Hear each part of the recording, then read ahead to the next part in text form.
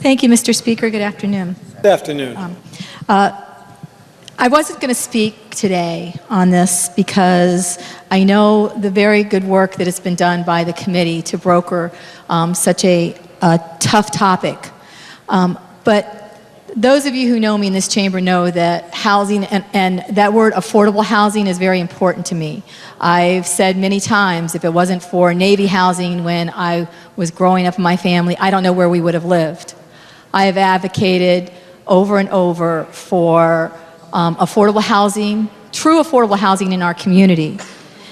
But what I don't think people realize here is while this law has good intentions, it comes with some unintended consequences.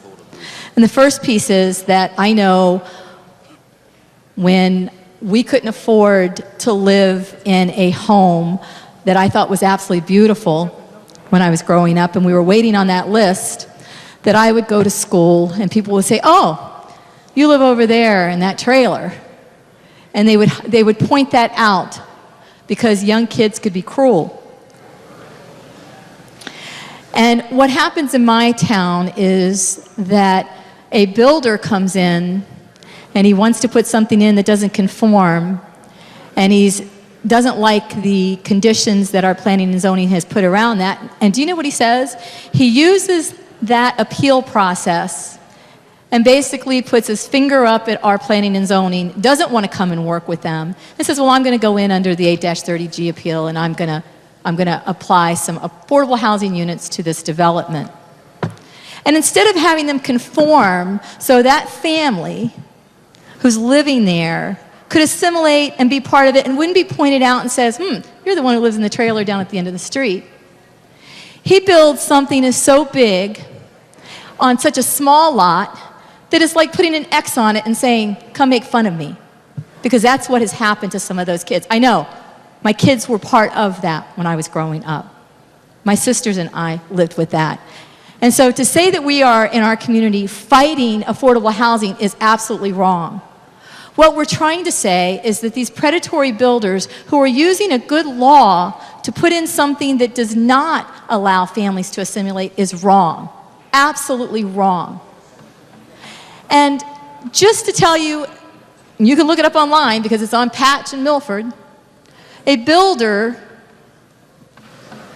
went to our planning and zoning over in my district, this is about 3-4 years ago, tried to broker some units that they wanted some modifications. Actually, our planning and zoning wanted parking for the people who were going to live there. Parking, that was it. He said, "Forget it, I'm going in under 8-30G, wound up in court, was actually going to build 4 to 5 set-asides. There was a compromise, 2 set-asides. Tell me who wins there. Certainly not the people who are looking for affordable housing. But what did he do? He was so angry. He bought that property. He destroyed any green space there, took out all the trees, and destroyed the property abutting up against the neighborhood that this was supposed to assimilate in.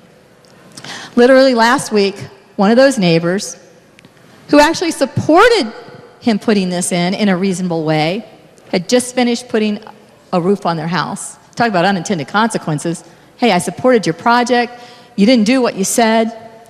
Wind comes through, one of the trees that he had not taken care of, that he had left, fell at 6 o'clock in the evening after they had just finished putting a new roof on their house. Needless to say, the people who move into that house will not be welcome. So this is not, again, about the 2% or us achieving a moratorium. Heck, we haven't achieved that over 30 years. But what we do have in our community are a lot of stock that has not been included. Those mobile home parks that I spoke of, that I lived in, that are, hey, it was my first house when I finally realized that I could actually sell the booger instead of renting an apartment. First house I bought, sold it for $1,000 3 years later. We have one of those in Milford. And because we have this deed-restricted piece, we couldn't use that. I don't think that's an unreasonable ask. I think part of what we have here is we try to do a lot of bills in a large bill. And if we would actually sit down and have the conversations about the pieces that work and the pieces that don't, then we would get more accomplished, and I think there'd be more support. To my friends who oppose this, I truly tell you, this is not a bill that says we are communities against affordable housing in our community. We're not. I want my teachers, my firefighters, I want diversity. I want my kids and my family to know that Milford and Orange and Stratford, we are all communities for everyone. I want people who are working down the street to be able to afford something in our community. But I do want fairness when you're talking about what really is affordable housing. And when we have a law that's been on the books for 30 years that does not include senior housing, does not include mobile home parks, does not include us getting credit. Right now we have so many pieces in the queue, and we can't get credit for those towards a moratorium until they are put in, but they're not affordable. And that is to somebody's, I think it was what Representative Candelora says, where are we looking for enforcement? Where are we looking for the enforcement on this? If a builder's coming in and they're putting something in under 8-30G, who's keeping track of whether or not that is actually truly affordable? It's not. But what is happening is these builders are using that to come in and build something with that X on it.